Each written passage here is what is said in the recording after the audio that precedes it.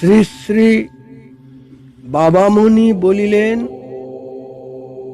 যতকাল জীবিত রহিয়াছ ততকালই সংগ্রাম চালাইয়া যাও। নতি স্বীকার করিবে কেন? তুমি তো পশু পক্ষী বা কীট পতঙ্গ হইয়া জন্মগ্রহণ করো নাই। মানুষ ইচ্ছা করিলে সর্বপ্রকার কদ অভ্যাসকে বর্জন করিতে পারে।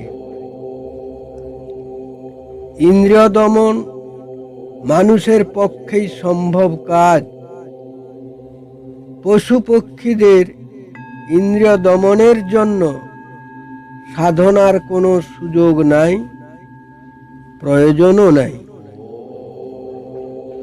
তুমি মানুষ বলিয়াই তোমার সুযোগও আছে, প্রয়োজনও আছে। আমৃত্যু অধ্যবসায় লইয়া রিপুকে জয় করিবার সাধনা চালাইয়া যাও। এই অধ্যবসায় তোমাকে দেব স্বভাব প্রদান করিবে।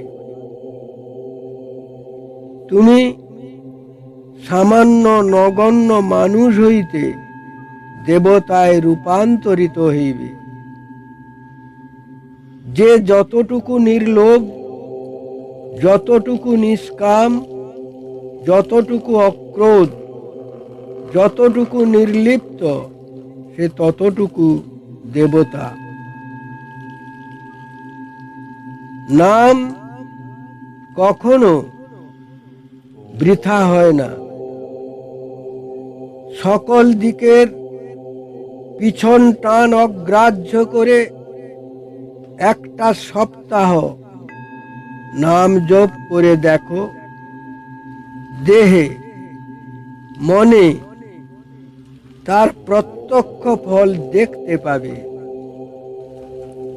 দেহে আপনা আপনি একটা অনির্বচনীয় স্নিগ্ধতা উপলব্ধ হবে। চক্ষুর দৃষ্টি আপনা আপনি প্রসন্ন হবে। মস্তিষ্ক উত্তেজনা পরিহার করবে। শ্বাস প্রশ্বাসের গতি নিরুদ্বেগ হবে। হৃদস্পন্দন প্রশান্তভাবে হতে থাকবে।